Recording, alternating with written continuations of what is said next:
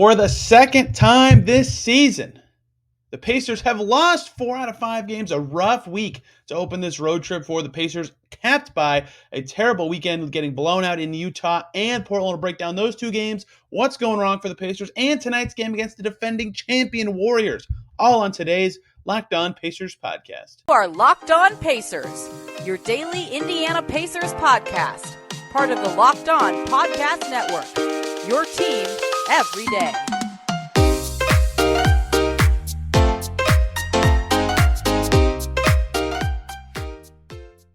Welcome in to another edition of the Locked On Pacers podcast, where we, of course, talk about the Indiana Pacers as always. My name's Tony East. I cover the team for Forbes and SI, and today, lots to get to.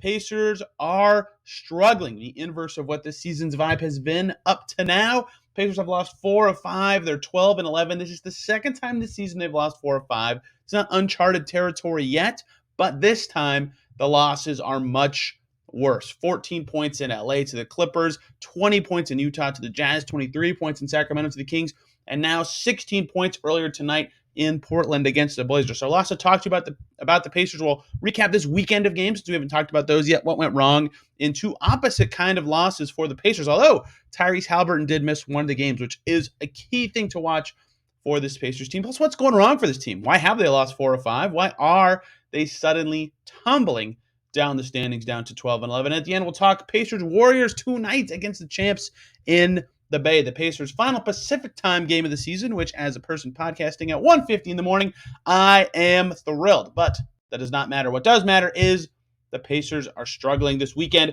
was brutal. We'll talk about these two games to start this show. The mojo for the Pacers is gone after 3 straight losses, and all really rough losses. And the trouble with these games, like early in the season, right, they lost to the Wizards, but they lost by 7. They lost to the Spurs by 3. And yeah, they had to make some comebacks in those games, but in the end, they found a gear that looked really solid, right? They found something impressive, right? They had some solid moments in a couple of their opening losses, and then they recovered out of that.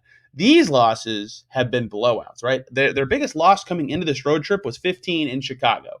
And then they have exceeded that 3 times now in the last 3 games and almost exceeded it in LA. So this is a new level of losing streak outside of what was going on early in the season. And it was the trouble they had also over the weekend. I just tripped over my word 3 times in about 1 second is they couldn't put together a complete game at all, which is also a different thing than they had early in the season they were losing, right? Against Utah, awesome offensive game, crummy defensive game, completely opposite against Portland. So we'll start with Utah, right? Great offense in that game. 7 guys scoring double figures. And it wasn't like the prettiest double figure scoring games ever, but Turner was solid. He was 7 of 9 from the field. Jalen Smith got to the line. Nembhard looked really good. He had a double-double. Haliburton had 14 in that game, even though he had an off night. Mathurin, McConnell, Brissett all get into double figures, right? Normally, that's a recipe for success. Pacers score 119. We'll actually talk about why that 119 number is a big deal in the next segment. But their defense was atrocious in this game. And the Jazz are a horrible nightmare matchup for the Pacers, not because they're so potent or anything, but because their front line is Markkanen, Olynyk, and Vanderbilt. 3 6'9" or taller dudes who are all pretty capable of a lot of stuff. So that means Nembhard, who's starting at the 3 in this game, has to match up with one of them, and he couldn't guard any of those guys. Markkanen had 24 and 13. Kelly Olynyk, who barely even played because he fouled out, had 10 points. Jared Vanderbilt was a massive plus 11.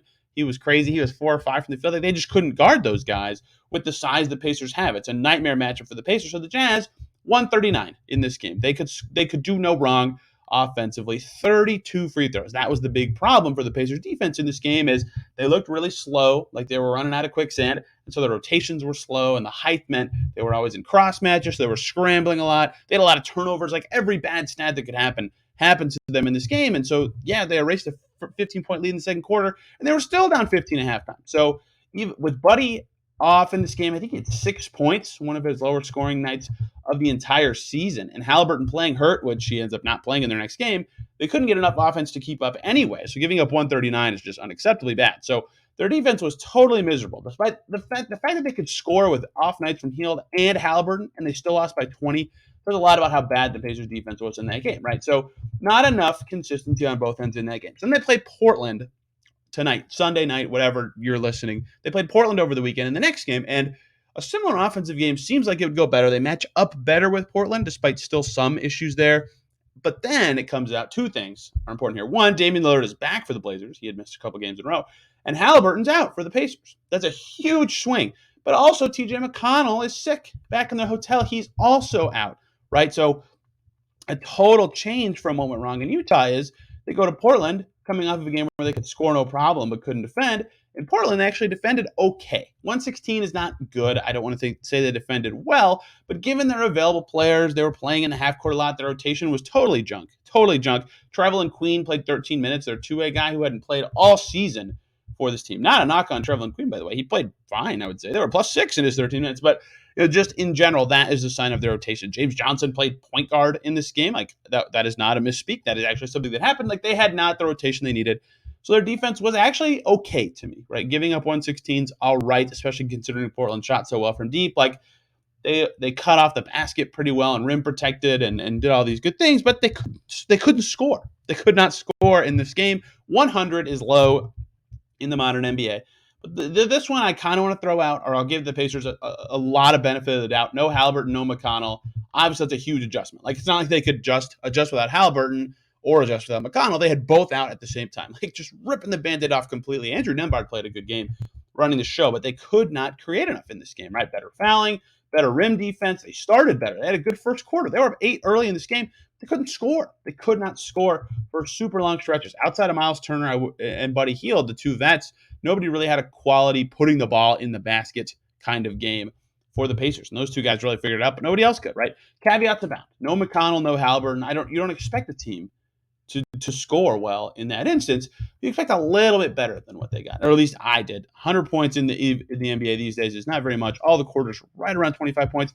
They were a little slower. They were stagnant at times, and they were just searching for answers. And again, they do not deserve a ton of criticism for this. Like, it's not like they've practiced games where James Johnson plays point guard. By the way, those minutes went terribly. James Johnson played point. They tried it, right? Rick Carlisle said after the Nets game before the road trip, the last home game they had, he said he called James Johnson one of the better ball handling forwards he's ever seen. There's a video on the Pacers Twitter account where he starts the video and he says best ball handling forward in the league or something like that. And he doesn't say who he's referring to in the video, but given what he said in the media availability, I'd imagine it's James Johnson. Either way, he has high praise for Johnson's ability to handle the ball. So they tried James Johnson at the one behind Nembhard. He played less than 4 minutes and was a -12. That didn't work at all. So then they pivoted to these 3 guard groups with Mathurin and Queen and Buddy Hield to try to get just enough ball movement out there. They got 1 assist out of Queen. They got 1 out of Haliburton and 3 out of Hield. Like, they were just praying they could find a good cut or make a pick and roll situation work, and they largely couldn't. They largely could not in this game. So yes, I understand why they only had 100, but given the context of their road trip, I think it means more, because this game looked a lot like the Clippers game where they actually defended okay. Like, it's not like anyone on the Clippers had this ridiculous game or was so awesome. Like, they defended okay outside of Zubac and a couple other stuff. In that game, they only gave up 114, but they couldn't score. They only scored 100 points in that game, and they had all their guys in that game, right? So they've had a lot of games like this over their road trip, which is a good segue into what I want to talk about next in there. They are not putting together these, consistent games the whole time. They look really disconnected and kind of, remember, Rick Carlisle said after their final home game before the road trip, the superpower of this team is their connectivity, right? Their ability to play together and stick together and all this stuff. And they just haven't looked like that same team over this last week, even though, again, they have a ridiculously hard schedule. They had a back-to-back in LA, and then 3 good teams, especially with Dame returning, right? And now this week's even harder, right? Back-to-back Portland and Golden State. Then they go to Minnesota on Wednesday, and then a back-to-back right when they get home. So they're traveling back home. Like, it's ridiculous. So there are, like, Haliburton's hurt. There are reasons they're playing bad that aren't crazy, and yet they just don't look like the same connected team that they did earlier in the season, right? They've done okay in Haliburton's sitting out minutes this season at times, but they're not in these games. So what's going on in these 4 losses in their last 5 games? Let's dissect it, get to the bottom of the Pacers' struggles a tiny bit. Can they fix it against the Warriors tonight and some other still tough opponents as the week progresses? Before we talk about that, though, let me talk to you guys about Turo. Turo is the world's largest car-sharing marketplace. With Turo, you can book any car you want, whenever you want it, from a big community of local hosts.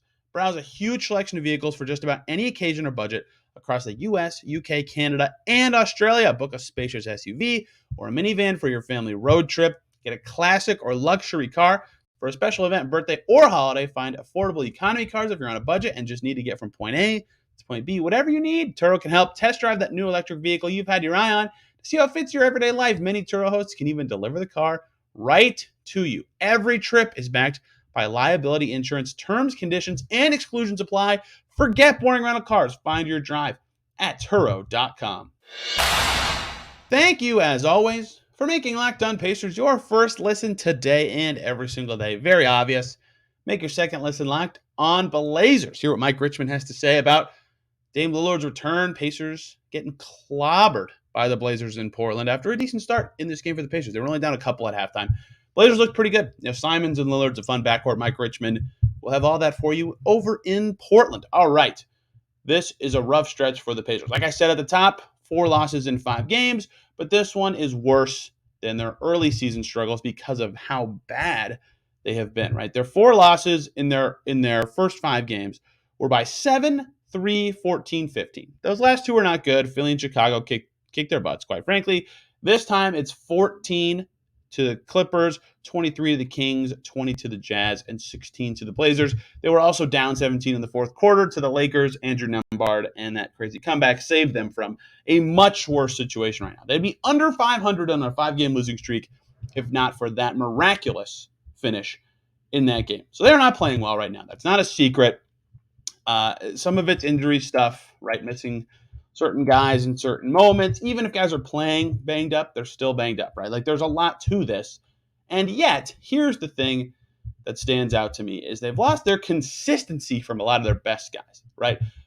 Kevin Bowen and I just talked about Miles has been pretty consistent all season, credit to him, but since the road trip started, he had the 9-point game in LA against the Clippers and the 4-point game in Sacramento against the Kings, right? He was really good against the Lakers. He was really, really good against Portland tonight and was pretty good against Utah as well. Like more good games than bad on this road trip, but he was super good in their middle of November stretch, right? Basically from his terrible game in Brooklyn until his 9-point game against the Clippers, he had a bunch of really good games all in a row, right? That has sort of been, he's been a little rockier on this road trip. Mathurin, same kind of thing, right?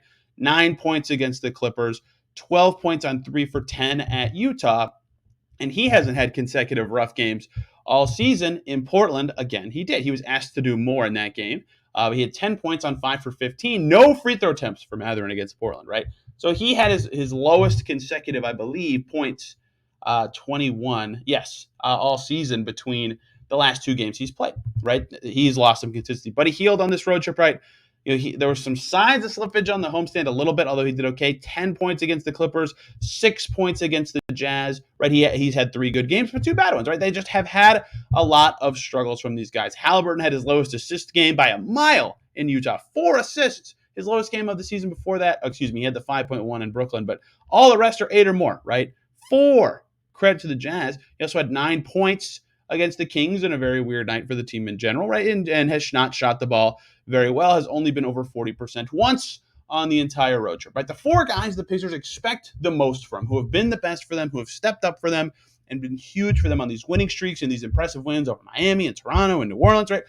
And even LA, they have been very inconsistent in a way, markedly more so than they were before the road trip.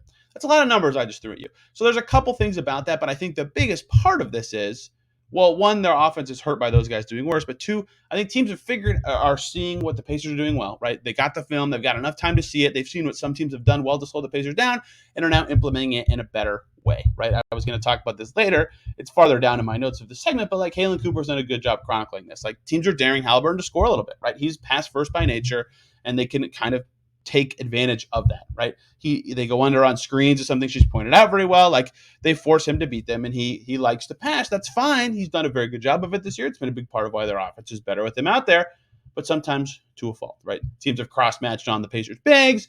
They've figured out that if Buddy Hield pauses even for a moment, if he doesn't shoot or dribble and shoot right away, he loses a ton of his effectiveness. Like all these little things, it seems like are popping up a little bit more every single game, and the Pacers are suffering for that. So they now have to adjust, right? Teams have adjusted to the Pacers. Now it's the Pacers' job to adjust. So let's talk about the Mendoza lines for the Pacers and what you've seen from that on this road trip. The Mendoza line, for those of you who don't know or aren't baseball fans, is 200 batting average, right? 2 out of every 10 times you go to the plate as a baseball player, you get a hit.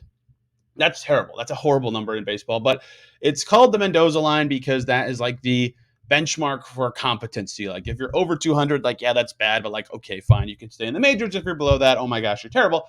And I'm not using the term perfectly, but you'll see why I'm calling this the Mendoza line for a second. So the Pacers' offensive scoring Mendoza line this season, the points they need to score in a game to win is 110, right? If the Pacers score under 110 this season, they're 2-8.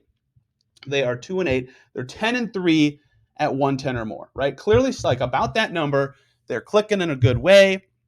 They can play their set defense enough. Something they're doing is working well enough to win. 110 is that number, right? That's not terribly hard for a high-powered offensive team to clear, and yet they didn't against Portland. They didn't against the Clippers. They barely did against the Lakers. They barely did against the Kings, right? They've had struggles with their offense on this road trip. And there's 2 wins, by the way. One was Houston below 110, and the other one was that Miami game that they defended extremely well against the Heat. That was one of their more impressive wins of the season. I even called it, the most unique win they had when I did the show after that game. So their offensive Mendoza line 110, they cannot be reaching it, right? 2-10 under that number, and they've only done it twice in the week. So another offensive thing, they can't shoot right now, right? The league average 3-point percentage in the NBA this season, 35.6%. The Pacers have cleared that 3-point percentage twice in their last 10 games. One of them was against Minnesota, which they lost that game by 14. They were at 36.4, so they barely cleared it. The other time was against the Magic when they won by 1 point on the Aaron Nesmith free throws at the end at 39.1%. They needed all of their threes in that game. Their shot has really gone away.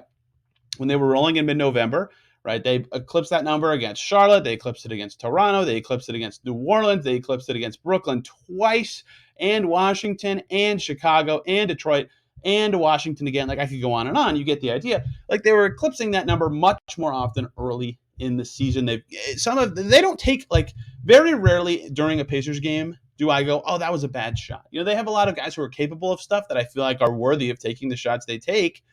And so very rarely do I think they take a bad shot. But for a team that is 4th entering the Portland game, I don't know where they are now because they only took 33 in that game without their creators. But for a team that's top 5 in the NBA, let's say, in 3-point attempts per game, being below league average in 8 out of 10 games, your offense just stinks. They've got to continue to generate good 3-point attempts and actually make them. They don't have the most threatening shooters, but they have good shooters, and it hasn't been going in. So like I said, I had the Caitlin part here in my notes, but I said it earlier. But other teams are adjusting to the Pacers and their offensive plan. The Pacers now have to adjust and find their shots from the spots they want. Now let's talk about defense now. It's not all offense that's been killing them, although I think their offense has taken a bigger step back than their defense in their recent woes. But their defensive Mendoza line, again, I'm using this term wrong, but you get the idea, is 115. 115. They're 8-3 when they allow 115 or less this season. That means they are 4-8 when they allow more than that number. However, of the 3 losses at 115 or below, all 3 are at either 115 or 114. If I had made the Mendoza line 113, they'd have been 6-0. It's only 6 games, so I went up with the number because 6 games is a pretty small amount. Whereas at 115, you get 11 games. But clearly, if they allow 115 or less, their offense is good enough to make up for that, right? They've done a pretty good job of being able to score and exceed that. They, however, have lost of their top 7 points allowed games, 120 or more, they've only won once, and that was the New Orleans game where they played awesome. That's probably their best win of the season to me. New Orleans looks super threatening. So all this stuff to say, that's their defensive Mendoza line. To me, is about 115, 114, whatever you want to say. I'll pin it at 115. And they have not defended at that level, right? The Lakers exceeded that, or hit it, I guess, and the Pacers won on the buzzer beater. The Clippers were at 114. The Kings smashed it. The Jazz smashed it. The Blazers barely got over it. On this road trip, they have not held any team under that line. They've got to defend a little bit better, and some of it is matchup based. They're playing much better teams than they were in the middle of November, but they're also playing against teams with wings, big wings, right? Norm Powell and Marcus Morris aren't huge wings, but they're wings. Clippers have a lot of wings. Pacers couldn't handle them. Then they played LeBron and AD and all of the Lakers' macho-ness, and then Harrison Barnes, who always kills them, and then there was the Markin and Olynyk and Jared Vanderbilt front court, and then they just played Jeremy Grant, who had 28 points and was unstoppable. Like, the type of player that killed the Pacers, they played a ton of them in the past week. They play much fewer of them this coming week. Despite their schedule still being hard, they actually match up better with Golden State and Minnesota and Washington that they play this week than some of the teams they just played. But one, they've been struggling to stop teams to the level they need to, and two, they've been playing a lot of guys that they just have no solutions for. Right? They're trying a lot of Jalen Smith or Aaron Nesmith, and that's okay solutions, but not quite enough. Duarte back would help, but not a lot. Like, they do not have those solutions there. And the last thing that's killed the Pacers on this recent run, not to single out anybody, but I did single out a lot of the inconsistent placement starts. Isaiah Jackson has really taken a step back on this road trip, and his vertical spacing element, his ability to switch on defense, like when he's at his best, he's super, super valuable, right? He had some really good score games during their win streak, 18 against in the win over Brooklyn, 17 against Denver, 10 and 10 in the win over Toronto, right? 10 points in the win over Orlando, and 8 rebounds that night. Like, he's had some good games on the road trip, including the Brooklyn game, because he was hurt right before that, if you'll recall. So since returning from that one game injury absence, he is averaging 5.4 points, 3.0 rebounds per game on 33% shooting from the field. Like, given the shots he takes, that's really low. And 2 fouls per game, but that's in under 12 minutes per game. He's been fouling way, way, way too much. So he has been really struggling on this road trip, quite frankly, on both ends. And that has really hurt the Pacers' second unit in a way that I didn't expect. He is a very important player, right? I talked about how a lot of the pairings he's in are very good this season. That was in the whole pairings podcast. He was one of the guys that really helped the team. So he's got to be a little bit better. So out of nowhere, the marks of consistency on this Pacers road trip have been Jalen Smith. That one came out of really nowhere. He was really struggling leading up to this trip, but he's kind of found a groove. He's been one of their more reliable guys on this road trip. Aaron Nesmith has been mostly good. He had an off night against the Kings, but he's been okay on this trip. And then TJ McConnell. Outside of that, everybody else has been really rocky. I guess Nesmith you could probably put in the rocky group as well. But they need more consistency to play the way they want to play, and they haven't done it. And they're going to have to play the way they want to play. They're going to beat last year's defending champions, the Golden State Warriors. Steph, Wardell, Curry, one of the best teams in the league. Pacers Warriors tonight in the Bay. Let's preview that game because it's always fun when the Pacers get to go up against the defending champs. Before, though, we talk about that game, let me talk to you guys about BetOnline.net, your number one source for sports betting info, stats, news, and analysis. You can get the latest odds and trends for every professional and amateur league out there, from football to basketball to soccer and esports. They've got it all at BetOnline.net. And if you love sports podcasts, guess what? You can find those on BetOnline as well. The first week, I don't have to talk about the Colts odds. They're on their bye weekend. They just got what the heck happened in Dallas. I checked the score of that game after the Pacers game ended, and I saw the Cowboys scored 33 points in the fourth quarter. But thankfully, you don't have to worry about that or the Colts line this coming week. Monday Night Football is up there. Buccaneers favored by 3.5 over the Saints. If you're into that sort of thing, head over to the website today or use your mobile device to learn more, because BetOnline is where the game starts. Thank you, as always, for making Locked On Pacers your first listen today and every single day. For your second listen, the other game the Pacers played this weekend, go check out Locked On Jazz with David Lockney, founder of this podcast network, radio voice of the Utah Jazz. Does a great job covering that Utah team that, like the Pacers, like the Kings, like the Blazers, like many of the teams the Pacers have overlapped with this week, have been very surprising this season. And they were very fun to watch. Now, though, let's dive into the Pacers game tonight, Golden State. It's fun to preview these games against these teams when I can. I like to do it with somebody who covers that team, but so much going on with the Pacers right now, not a good time for it. Really not any good chances until maybe Friday this week because they just played Minnesota. Either way, Pacers Warriors tonight. I love watching the Warriors play. Steph Curry is one of my faves to watch ever.